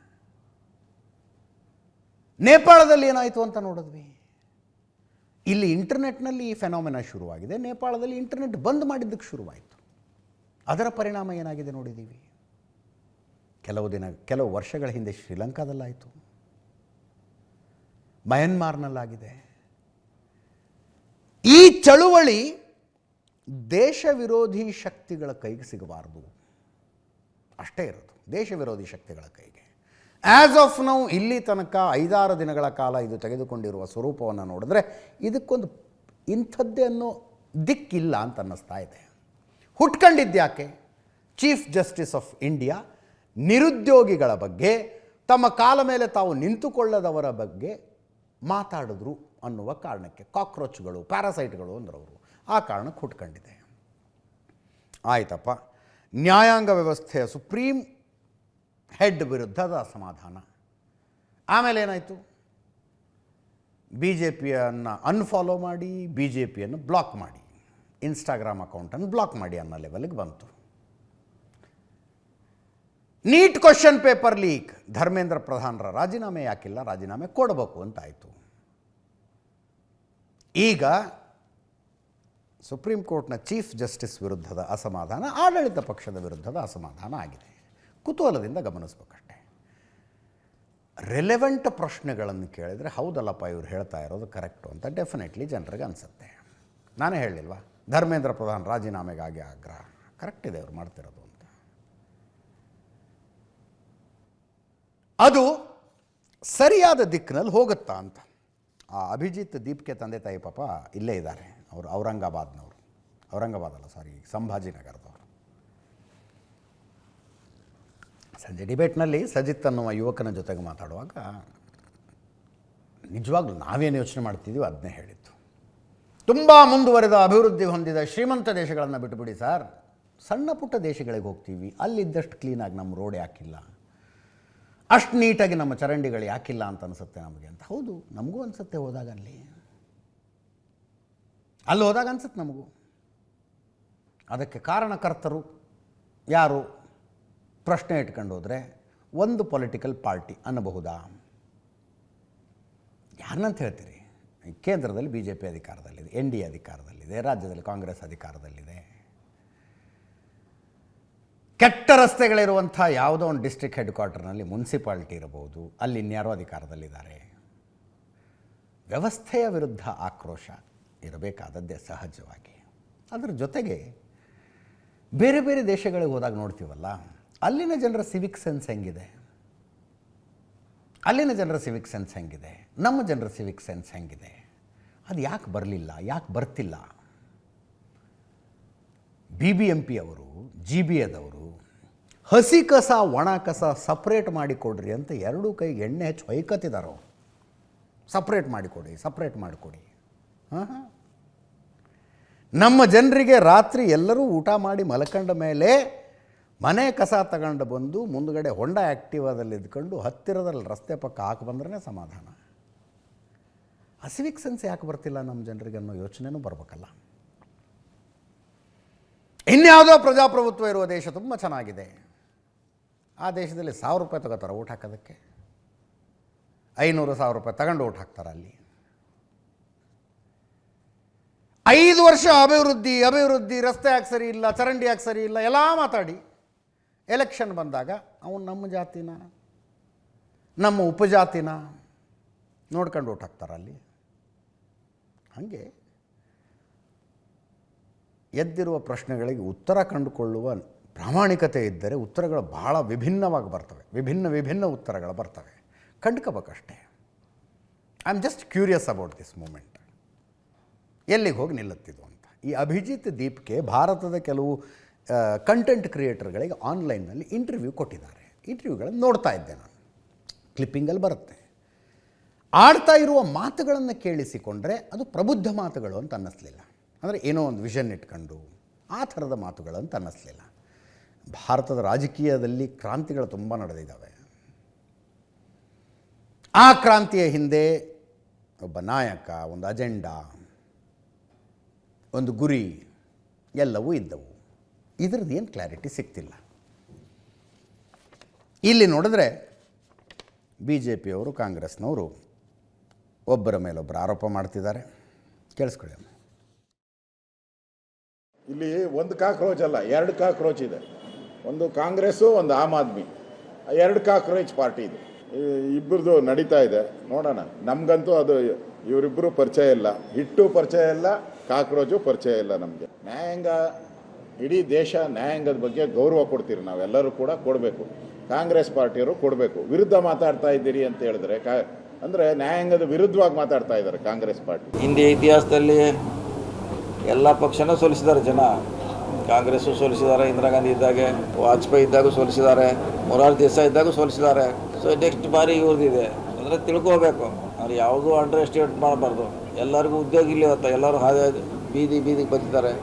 ಮೋದಿಯವರು ಸರ್ಕಾರ ಸೊ ಜನಕ್ಕೆ ಏನು ಬೇಕು ಆ ದಿಟ್ಟಿನಲ್ಲಿ ಕಾರ್ಯಕ್ರಮ ಆಗಬೇಕು, ಕೆಲಸ ಮಾಡಬೇಕು. ಕಾಂಗ್ರೆಸ್ ಜನತಾ ಪಾರ್ಟಿ ಅಂತ ಏನು ಮಾಡಿದ್ದಾರೆ ಅದು ಒಂದು ಪೊಲಿಟಿಕಲ್ ಸ್ಯಾಟೈರ್ ಅಂತ ನೋಡ್ತೀವಿ. ಅದು ಒಂದು ಹಾಸ್ಯವಾಗಿ ಒಂದು ರೀತಿ ಕಾಮಿಡಿಯಾಗಿ ಮಾಡಿದ್ದಾರೆ. ಅದು ಒಳ್ಳೆ ಪ್ರಯತ್ನನೇ, ಅದು ಒಳ್ಳೇದಾಗಲಿ. ಅದು ಒಂದೇ ಒಂದು ರೀಚ್ ಆಗಿದೆ, ಒಂದು ಆನ್ಲೈನು ನಮಗೆ ಫಾಲೋವರ್ಸು. ಬಟ್ ಆನ್ಲೈನ್ ಫಾಲೋವರ್ಸಿಂದ ನೀವು ಅಧಿಕಾರಕ್ಕೆ ಬರೋಕ್ಕಾಗಲ್ಲ. ನೀವೇನು ಮಾಡಬೇಕು, ಜನರ ನಡುವೆ ಕೆಲಸ ಮಾಡಬೇಕು, ಜನರ ಮಧ್ಯೆ ಅವರು ಒಳ್ಳೆಯ ಜೀವನಕ್ಕೆ ಒಳ್ಳೇದು ಮಾಡೋಕ್ಕೆ ಒಂದು ರೀತಿ ಆ ದಿಕ್ಕಿನಲ್ಲಿ ಹೋಗಬೇಕು. ನೋಡಿ, ಅದೇ ಮಂಡ್ಯದಲ್ಲಿ ನಡೆದ ಪ್ರತಿಭಟನೆ ಹೋಗಿ ಹೇಳ್ತಾ ಇದ್ದೆ. ಮಂಡ್ಯದ BJPಯವರು ಮಾಡಿಸಿದ ಪ್ರತಿಭಟನೆ ಇದು. ಡಬ್ಬಿಲಿ ಹಾಕ್ಕೊಂಡು ಬಂದರು ಒಂದಷ್ಟು ಜಿರಳೆಗಳನ್ನು. ಅವುಗಳನ್ನು ಮಾಧ್ಯಮದವರ ಎದುರಿಗೆ ಡಬ್ಬಿ ಓಪನ್ ಮಾಡಿದರು. ಅವುಗಳಲ್ಲಿ ಒಂದಷ್ಟು ಹರ್ಕೊಂಡು ಹೋಗ್ತಾಯಿದ್ವು ಜಿರಳೆಗಳು. ಪಾಪ ಅವುಗಳದ್ದು ಸರ್ವೈವಲ್ ಇನ್ಸ್ಟಿಂಕ್ಟ್ ಇರುತ್ತೆ. ಅವಕ್ಕೆ ಸ್ಪ್ರೇ ಹೊಡೆದ್ರು, ಹಿಟ್ ಸ್ಪ್ರೇ ಹೊಡೆದ್ರು, ಚಪ್ಪಲಿ ಹೊಡೆದು ಕೊಂದರು. ನಮಗೆ ಮನುಷ್ಯನಿಗೆ ಅನಾರೋಗ್ಯ ಹೊರತು ಇದರಿಂದ ಯಾವುದೋ ಆರೋಗ್ಯವಿಲ್ಲ, ಲಾಭ ಇಲ್ಲ. ಈ ಕಾಕ್ರೋಚ್ ಜನತಾ ಪಾರ್ಟಿ ಅನ್ನೋದೊಂದು ಹುಟ್ಕೊಂಡಿದ್ದಿದ್ರೆ ಆ ಜಿರಳೆಗಳು ಹೆಂಗೋ ಬದುಕ್ತಿದ್ವಿ. ನಮ್ಮ ಜನಕ್ಕೆ ಲಾಭ ಇಲ್ಲ. ಇದೇನಿದ್ರು ಸಿದ್ದರಾಜು ಮಾತಾಡಿದ್ದಾರೆ, ಮಂಡ್ಯ ಬಿಜೆಪಿ ಮುಖಂಡರು. ಎಲ್ಲರಿಗೂ ನಮಸ್ಕಾರ. ಏನೋ ಕಳೆದ ಒಂದು ವಾರದಿಂದ ಸೋಷಿಯಲ್ ಮೀಡಿಯಾದಲ್ಲಿ ಈ ಕಾಕ್ರೋಚು, ಈ ಜಿರ್ಲೆ, ಈ ಆತೆ ಅನ್ನೋ ಒಂದು ಹುಳ, ಈ ಜಿರ್ಲೆ ಹುಳದ ಬಗ್ಗೆ ಸೋಷಿಯಲ್ ಮೀಡಿಯಾದಲ್ಲಿ ಅದೆಷ್ಟೋ ಮಿಲಿಯನ್ ಅಂತೆ, ನಮಗೂ ಸರಿಯಾಗಿ ಗೊತ್ತಿಲ್ಲ, ಹಂಗಂತ ನಾವು ನೋಡಿದ್ವಿ. ಈ ಮಿಲಿಯನ್ ಗಟ್ಟಲೆ ಶೇರ್ ಮಾಡ್ಕೊಳ್ಳೋಂಥ ನಮ್ಮ ಭಾರತ ದೇಶದ ನಾಗರಿಕರಿಗೆ ಯಾವನೋ ಒಬ್ಬ ಯಾವುದೋ ಒಂದು ದೇಶದ ಮೂಲೆಯಲ್ಲಿ ಒಂದು ಕಂಪ್ಯೂಟರ್ ಮುಂದೆ ಆನ್ ಮಾಡ್ಕೊಂಡು ಕುಂತ್ಕೊಬಿಟ್ಟು ಈ ದೇಶನ ವಿಭಾಗ ಮಾಡುವ ರೀತಿಯಲ್ಲಿ, ಈ ದೇಶನ ಹಾಳು ಮಾಡುವ ರೀತಿಯಲ್ಲಿ ಇದು ಮಾಡ್ತಾ ಇದ್ದಾರೆ. ಎಷ್ಟು ಸರಿ. ಅದಕ್ಕೋಸ್ಕರ ಇವತ್ತು ಏನು ಈ ಕಾಕ್ರೋಚು ಜಿರ್ಲೆ, ಈ ಆತೆಯನ್ನು ನಾವೇ ಸ್ವತಃ ನಮ್ಮ ಮನೆಯಲ್ಲಿದ್ದ ಜಿರ್ಲೆ ಕ್ಲೀನ್ ಮಾಡಿರಲಿಲ್ಲ, ಮನೆ ಕ್ಲೀನ್ ಮಾಡಿ ಆ ಜಿರ್ಲೆ ಹಿಡ್ಕೊಬಂದು ಇವತ್ತು ಒಂದು ವಿಶೇಷವಾಗಿ ವಿಭಿನ್ನವಾಗಿ ನಾವು ಮಾಡಿ ತೋರಿಸಿದ್ವಿ. ಈ ಜಿರ್ಲೆಗೆ ಚಪ್ಪಲಿ ಹೊಡೆಯೋ ಮೂಲಕ, ನಾವು ಕಪ್ಪು ಇಟ್ಟು ಹೊಡೆಯೋ ಮೂಲಕ, ಬರ್ಲಲ್ಲಿ ಹೊಡೆಯೋ ಮೂಲಕ ಇದನ್ನು ಗುಡಿಸಿದ್ವಿ, ಸಿಂಪಡಿಸಿ ಇದನ್ನು ಸಾಯಿಸಿದ್ವಿ. ನಾನು ಕೇಳೋದಾದ್ರೆ ಇಷ್ಟೇ, ನೋಡಿ ಸ್ವಾಮಿ, 1 kg ಅರ್ಧ kg ಗೋಧಿ ಹಿಟ್ಟಿಗೆ ಬಚ್ಚಲಲ್ಲಿ ಗುದ್ದಾಡ್ಕೊಂಡು ತಗೊಳ್ಳುವಂಥ ಒಂದು ದೇಶ, ತನ್ನ ಸ್ವಂತ ದೇಶದಲ್ಲಿ ತಾನು ಬದುಕೋಕ್ಕಾಗದ ಬೇರೆ ದೇಶಕ್ಕೆ ನುಸುಳುಕೋರವರೆಗೆ ಬಂದಿರುವಂಥ ಒಂದು ದೇಶ. ಈ ದೇಶದ ಜನರು ಶೇರ್ ಮಾಡಿ ಈ ಏನು ಕಾಕ್ರೋಚ್ ಅಂತ ಒಂದು ಇದಕ್ಕೆ ಶೇರ್ ಮಾಡಿ ನಾವು ಬೆಂಬಲ ಕೊಟ್ಟಿವಿ ಅಂತ ಹೇಳಿರುವಂಥ ಈ ಕಾಕ್ರೋಚ್ ಒಂದು ಪಕ್ಷಕ್ಕೆ ನಾನು ದಯಮಾಡಿ ನನ್ನ ಭಾರತ ದೇಶದ 145 ಕೋಟಿ ಜನರಲ್ಲಿ ನಾವು ಮನವಿ ಮಾಡ್ಕೊಳ್ತೀನಿ. ವಿದ್ಯಾರ್ಥಿಗಳಲ್ಲಿ, ಅಕ್ಕಂದಿರಲ್ಲಿ, ತಂಗಿರಂದಿರಲಿ, ಅಣ್ಣಂದಿರಲ್ಲಿ, ತಮ್ಮಂದಿರಲ್ಲಿ, ಯುವತಿರಲ್ಲಿ ಕೈ ಜೋಡಿಸಿ ಪ್ರಾರ್ಥನೆ ಮಾಡ್ತೀನಿ. ಇದು ಯಾವುದೂ ಸಮರ್ಥಕವಲ್ಲ, ಸಾರ್ಥಕನೂ ಅಲ್ಲ. ನೋಡಿ, ಒಬ್ಬ ರೈತ, ನಾವು ಬೆಳೆ ಕಷ್ಟಪಟ್ಟು ಭೂಮಿ ತಾಯಿ ಬೆಳೆ ಆಯಿತು, ಸರಿ ಸರ್. ಸುಧೀಂದ್ರ ಗರ್ಗೇಸ ಅನ್ನುವಂಥವ್ರು ಒಬ್ಬರೊಂದು ಮೆಸೇಜ್ ಹಾಕಿದ್ದಾರೆ. ಬೇರೆ ಬೇರೆ ದೇಶಗಳಲ್ಲಿ ಹೋದಾಗ ಆ ದೇಶಗಳ ಜನರ ಸಿವಿಕ್ ಸೆನ್ಸ್ ಹೆಂಗಿದೆ, ಟ್ರಾಫಿಕ್ ಸೆನ್ಸ್ ಹೆಂಗಿದೆ ನೋಡಿ ಕಲ್ಕೋಬೇಕು ಅಂತಂದ್ರಿ ನೀವು. ಅಲ್ಲಷ್ಟೇ ಅಲ್ಲ ಸರ್, ಇಲ್ಲೇ ಈಶಾನ್ಯ ಭಾರತಕ್ಕೆ ಹೋಗಿ ಅಲ್ಲಿನ ಜನ ಹೆಂಗಿರ್ತಾರೆ, ಪಬ್ಲಿಕ್ ಪ್ಲೇಸಸ್ ಎಷ್ಟು ಕ್ಲೀನ್ ಇಟ್ಕೋತಾರೆ, ಅವರ ಟ್ರಾಫಿಕ್ ಸೆನ್ಸ್ ಹೆಂಗಿದೆ ಅನ್ನೋದನ್ನಾದರೂ ನೋಡಿ ನಮ್ಮದೇ ದೇಶದ ಜನರನ್ನು ನಾವು ನೋಡಿ ಕಲ್ಕೋಬೇಕು ಅಂತ ಸುಳ್ಳೇನಲ್ಲ ಅವ್ರು ಹೇಳೋದು. ಈಶಾನ್ಯ ಭಾರತದಲ್ಲಿ ಅದು ಏನು ಡಿಸಿಪ್ಲಿನ್ ಬಂದಿದೆಯೋ ಗೊತ್ತಿಲ್ಲಪ್ಪ, ಹಂಗಿದಾರಲ್ಲಿ. Let us learn how to judiciously vote ಅಂತ ಹಾಕಿದ್ದಾರೆ ಅವರು. ನಾನು ತುಂಬ ಸಲ ಹೇಳ್ತೀನಿ, ಮೈ ಮೇಲೆ ಖಬರ್ ಇಟ್ಕೊಂಡು ಓಟ್ ಹಾಕೋದು ದೇಶದ ಜನ ಶುರು ಮಾಡಿಬಿಟ್ರೆ ನಮ್ಮ ದೇಶ ಎಲ್ಲಿಂದ ಎಲ್ಲಿಗೋ ಹೋಗುತ್ತೆ. ಮೈ ಮೇಲೆ ಖಬರ್ ಇಟ್ಕೊಂಡು ಓಟ್ ಹಾಕೋದಕ್ಕೊಂದು ಶುರು ಮಾಡಿದ್ರೆ, ಓಟ್ ಹಾಕುವಾಗಿನ ನಮ್ಮ ಆಯ್ಕೆಗಳೇ ಬೇರೆ, ಮಾನದಂಡಗಳೇ ಬೇರೆ. ಇಡೀ ವ್ಯವಸ್ಥೆ ಯಾರು ಇದರ ಸೃಷ್ಟಿಕರ್ತರು? ನಾವೇ ಮಾಡಿದ್ದಲ್ವಾ? ವ್ಯವಸ್ಥೆ ಏನು ಮೇಲಿಂದ ಬಿದ್ದಿದೆಯಾ? ಇಲ್ಲಪ್ಪ, ಯಾವುದೋ ರಾಜಮನೆತನ ಒಂದು ಆಳ್ತಾ ಇತ್ತು, ಇನ್ನೂ ಆಳ್ಕೊಂಡು ಹೋಗ್ತಾ ಇದೆ. ರಾಜಮನೆತನದಲ್ಲಿ ಈಗ ಅಧಿಕಾರಕ್ಕೆ ಬಂದಿರುವ ಯುವರಾಜ ಸ್ವಲ್ಪ ದಾರಿ ತಪ್ಪು, ಹಾಗೇನಾರ ಇದೆಯಾ ನಮ್ಮಲ್ಲಿ? ಅಥವಾ ಪ್ರಜಾಪ್ರಭುತ್ವ ಇತ್ತು, ಆ ಪ್ರಜಾಪ್ರಭುತ್ವವನ್ನು ಬರಖಾಸ್ತುಗೊಳಿಸಿ ಒಬ್ಬ ಸರ್ವಾಧಿಕಾರಿ ಬಂದು ಕೂತ್ಕೊಂಡು ಮಿಲಿಟರಿ ರೂಲ್ ಶುರು ಮಾಡಿಬಿಟ್ಟಿದ್ದಾನೆ ದೇಶದಲ್ಲಿ ಅಂತ ಏನಾರು ಇದೆಯಾ? ಇಲ್ವಲ್ಲ. ಯಾರು ಈ ವ್ಯವಸ್ಥೆಯ ಸೃಷ್ಟಿಕರ್ತರು? ನಾವು ನೀವು ಅಲ್ವಾ? ಓಟ್ ಹಾಕುವಾಗ ಯಾವುದಕ್ಕೆ ಓಟ್ ಹಾಕ್ತಾ ಇದ್ದೀನಿ ಅನ್ನೋದು ಖಬರ್ ಇಟ್ಕೊಂಡು ಹಾಕ್ಬಿಟ್ರೆ ಆಮೇಲೆ ಗೋಳಾಡೋ ಪರಿಸ್ಥಿತಿ ಬರುತ್ತಾ?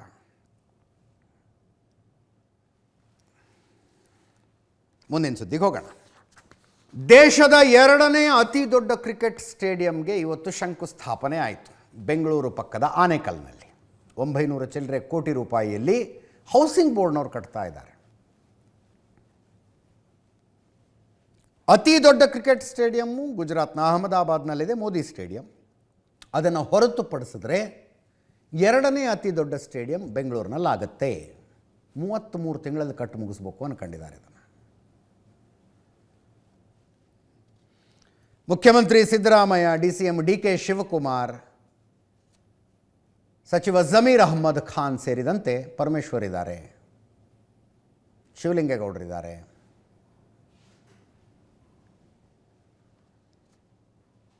ಸಿದ್ದರಾಮಯ್ಯನವರಿಗೆ ಕೃಷ್ಣನ ವಿಗ್ರಹ ಕೊಟ್ಟರು, DK ಶಿವಕುಮಾರ್ ಅವರು ಗಣಪತಿ ವಿಗ್ರಹ ಕೊಟ್ಟರು. ಸುಮ್ಮನೆ ತಂದರು ಅಥವಾ ಬೆಳ್ಳಿಗದೆ ಕೊಟ್ಟರು ನೋಡ್ರಿ ಸಿದ್ದರಾಮಯ್ಯನವರು. ಜಮೀರ್ ಅಹ್ಮದ್ ಖಾನ್ರಿಗೆ ಒಂದು ಕಿರೀಟನೂ ಹಾಕಿದ್ರು. ಅಮೇರಿಕಾದ ಟೆಕ್ಸಾಸ್ ಸ್ಟೇಡಿಯಂನ ಪ್ರೇರಣೆಯೊಂದಿಗೆ ಇದರ ಡಿಸೈನ್ ಮಾಡಲಾಗಿದೆಯಂತೆ. 80,000 ಜನ ಕೂತ್ಕೊಳ್ಳಬಹುದಾದಂಥ ಸ್ಟೇಡಿಯಂ.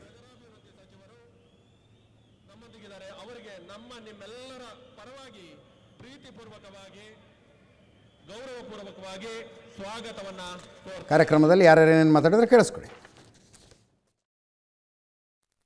ಇಡೀ ಬೆಂಗಳೂರು ನಗರದಲ್ಲಿ, ರಾಜ್ಯದಲ್ಲಿ ಒಂದು ಅಂತಾರಾಷ್ಟ್ರೀಯ ಮಟ್ಟದ ಕ್ರೀಡಾಂಗಣ ಇರಲಿಲ್ಲ, ಕ್ರಿಕೆಟ್ ಸ್ಟೇಡಿಯಂ ಇರಲಿಲ್ಲ. ಇವತ್ತು ಸುಮಾರು 943 ಕೋಟಿ ರೂಪಾಯಿಗಳ ಆನೇಕಲ್ ತಾಲೂಕಿನಲ್ಲಿ ಸೂರ್ಯನಗರ ಬಡಾವಣೆಯಲ್ಲಿ ಒಂದು ಅಂತಾರಾಷ್ಟ್ರೀಯ ಮಟ್ಟದ ಕ್ರಿಕೆಟ್ ಸ್ಟೇಡಿಯಂ ಅನ್ನ ನಿರ್ಮಾಣ ಮಾಡ್ತಾ ಇದ್ದಾರೆ. ಹೌಸಿಂಗ್ ಬೋರ್ಡ್ನವರು ನನ್ನ ಹತ್ರ ಬಂದರು, ಗೌಡ್ರು ಮತ್ತು ಜಮೀರ್ ಅಹಮದ್ ಖಾನ್ ಅವರು. ನಾವು ಆನೇಕಲ್ನ ಸೂರ್ಯನಗರದಲ್ಲಿ ಒಂದು ಅಂತಾರಾಷ್ಟ್ರೀಯ ಮಟ್ಟದ ಕ್ರಿಕೆಟ್ ಸ್ಟೇಡಿಯಂ ಅನ್ನ ಕಟ್ತೇವೆ ಅಂತ ಹೇಳಿದ್ರು. ಈ ತರದ ಒಂದು ಅಂತಾರಾಷ್ಟ್ರೀಯ ಮಟ್ಟದ ಕ್ರಿಕೆಟ್ ಸ್ಟೇಡಿಯಂ ಅನ್ನು ನಿರ್ಮಾಣ ಮಾಡತಕ್ಕಂಥದ್ದು ಅತ್ಯಂತ ಅಗತ್ಯ ಇದೆ ಅಂತಕ್ಕಂಥದ್ದನ್ನು ಮನಗಂಡು ಇವತ್ತು ಸುಮಾರು 80,000 ಆಸನಗಳುಳ್ಳ ಕ್ರಿಕೆಟ್ ಸ್ಟೇಡಿಯಂ ಅನ್ನು ನಿರ್ಮಾಣ ಮಾಡ್ತಾ ಇದ್ದಾರೆ. ಮುಖ್ಯಮಂತ್ರಿಗಳಿಗೆ ಒಂದು ಕೃಷ್ಣ ಕೊಟ್ರು, ಕೃಷ್ಣನ ಒಂದು ದೊಡ್ಡ ವಿಗ್ರಹ. ನನಗೆ ವಿನಾಯಕನ ಕೊಟ್ರು. ವಿನಾಯಕ ಎಲ್ಲ ವಿಘ್ನಗಳನ್ನ ನಿವಾರಣೆ ಮಾಡುವಂತಹ ವಿನಾಯಕನನ್ನು ನನಗೆ ಕೊಟ್ರು. ವಿಜಯಕ್ಕೆ ನಾಯಕ ವಿನಾಯಕನ ಕೂಡ. ಸೊ ಅದಕ್ಕೆ ಅವರಿಗೆ ನಾನು ಅಭಿನಂದನೆಗಳನ್ನ, ಧನ್ಯವಾದಗಳನ್ನ ಅರ್ಪಿಸಲಿಕ್ಕೆ ನಾನು ಬಯಸ್ತಾ ಇದ್ದೇನೆ. ನೇಗಳನ್ನ ಉಳಿಲಿಲ್ಲ ಅಂದ್ರೆ ಯಾವ ಭೂಮಿನೂ ಫಲ ಕೊಡುವುದಿಲ್ಲ. ಡಿ.ಕೆ. ಸುರೇಶ್ ಮತ್ತು ಶಿವಣ್ಣವರು ಈ ಭಾಗದ ಜನರ ಋಣವನ್ನು ತೀರಿಸಬೇಕು. ಬರೀ ಕನಸು ಕಾಣಿದ್ರೆ ಸಾಲದು, ಆ ಕನಸನ್ನ ಕಾರ್ಯರೂಪಕ್ಕೆ ತರಬೇಕು ಅಂತ ಹೇಳಿ ಏನು ಸಂಕಲ್ಪವನ್ನು ಮಾಡಿದ್ರು, ಆ ಸಂಕಲ್ಪಕ್ಕೆ ಇವತ್ತು ಸಿದ್ದರಾಮಯ್ಯನವರ ನೇತೃತ್ವದ ಸರ್ಕಾರ, ನಮ್ಮ ಪರಮೇಶ್ವರ್ ಅವರು, ನಮ್ಮ ಕ್ಯಾಬಿನೆಟ್ ಮಿನಿಸ್ಟರ್ಸ್, ನಾವೆಲ್ಲ ಸೇರಿ ಮುಖ್ಯಮಂತ್ರಿಗಳ ನೇತೃತ್ವದಲ್ಲಿ ಈ ಒಂದು ಐತಿಹಾಸಿಕವಾದಂತಹ ಶಿಲಾನ್ಯಾಸವನ್ನ ಮಾಡಿದ್ದೇವೆ. ಇತಿಹಾಸ ಮರ್ತವನು ಇತಿಹಾಸವನ್ನು ಸೃಷ್ಟಿ ಮಾಡಲಿಕ್ಕೆ ಸಾಧ್ಯ ಇಲ್ಲ ಅಂತೇಳಿ. ಮರಕ್ಕೆ ಬೇರೆ ಎಷ್ಟು ಮುಖ್ಯನೋ ಮನುಷ್ಯರಿಗೆ ನಂಬಿಕೆ ಕೂಡ ಅಷ್ಟೇ ಮುಖ್ಯ ಅಂತ ನಾನು ಹೇಳ್ತಾ ಇರ್ತೇನೆ.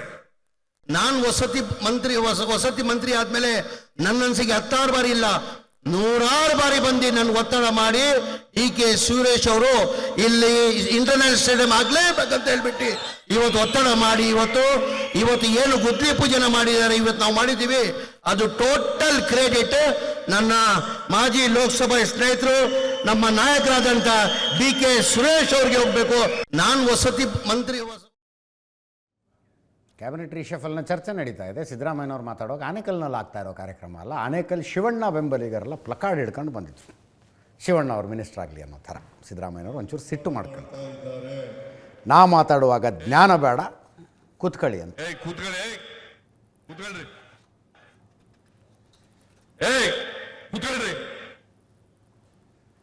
ನಿನ್ಗೆಲ್ಲ ಹೇಳೋದು ಕೂತ್ಕೊಳ್ಳ. ಅಧ್ಯಕ್ಷ ನಿತಿನ್ ನಬೀನ್ ಅವರು ಬೆಂಗಳೂರಿನಲ್ಲಿ ಇರ್ತಾರೆ. ಇವತ್ತು ರಾತ್ರಿನೇ ಬರ್ತಾರೆ. 9:30 ಆಗ್ತಾ ಬಂತು.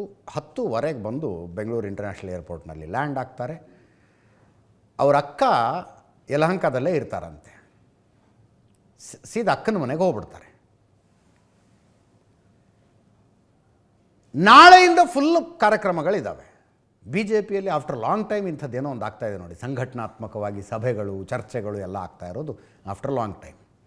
ಇತ್ತೀಚೆಗೆ BJP ಸಹ ಸಂಘಟನಾ ಕಾರ್ಯದರ್ಶಿ ಅವರು ಬಂದು ಒಂದು 30 ಜನ ಹಿರಿಯ ನಾಯಕರನ್ನು ಮಾತಾಡಿಸಿದ್ರು. ಸಂಘಟನೆಯನ್ನು ಮತ್ತೆ ಬಿಗಿಗೊಳಿಸೋದಕ್ಕೆ ಏನೇನು ಚೇಂಜಸ್ ಮಾಡಬೇಕು ಅಂತೆಲ್ಲ ಚರ್ಚೆ ಮಾಡಿದರು. ಅದರ ಮುಂದುವರಿದ ಭಾಗವಾಗಿ ನಿತಿನ್ ನಬೀನ್ ಅವರು ಬರ್ತಾ ಇದ್ದಾರೆ. ಅಧ್ಯಕ್ಷರಾದ ನಂತರ ಫಾರ್ ದ ಫಸ್ಟ್ ಟೈಮ್ ಬರ್ತಾ ಇರೋದು. ಪ್ರಧಾನಿ ನರೇಂದ್ರ ಮೋದಿಯವರು ಮಿತವ್ಯಯದ ಕರೆ ಕೊಟ್ಟಿದ್ದಾರೆ. ಇಲ್ಲದೆ ಹೋದರೆ ಒಂದು ಬೈಕ್ ರ್ಯಾಲಿ, ಕಾರ್ ರ್ಯಾಲಿಯ ಮೂಲಕ ಮೆರವಣಿಗೆಯಲ್ಲಿ ನಿತಿನ್ ನಬೀನ್ರನ್ನು ಕರ್ಕೊಂಡು ಬರೋ ಪ್ಲ್ಯಾನ್ನಲ್ಲಿ ಸ್ಟೇಟ್ BJPಯವರಿದ್ದರು. ಅದ್ಯಾವುದೂ ಬೇಡ ಅಂಥೇಳಿ ಈಗ ಎಲೆಕ್ಟ್ರಿಕಲ್ ಕಾರು ಅರೇಂಜ್ ಮಾಡಿದ್ದಾರೆ ಅವ್ರಿಗೆ.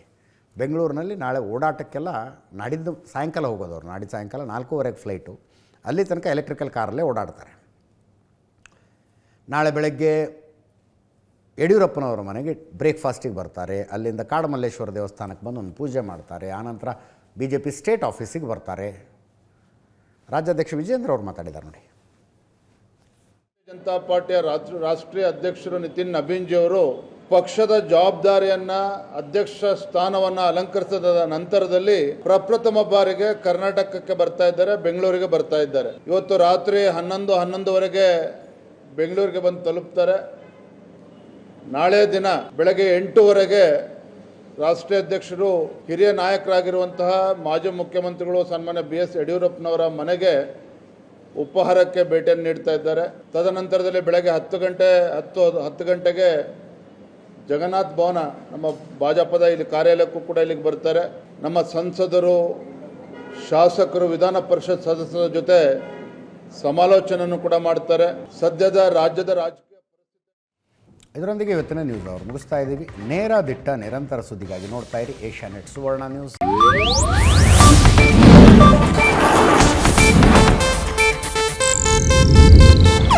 ಇದು ಏಷ್ಯಾನೆಟ್ ನ್ಯೂಸ್ ನೆಟ್ವರ್ಕ್ ಪ್ರಸ್ತುತಿ.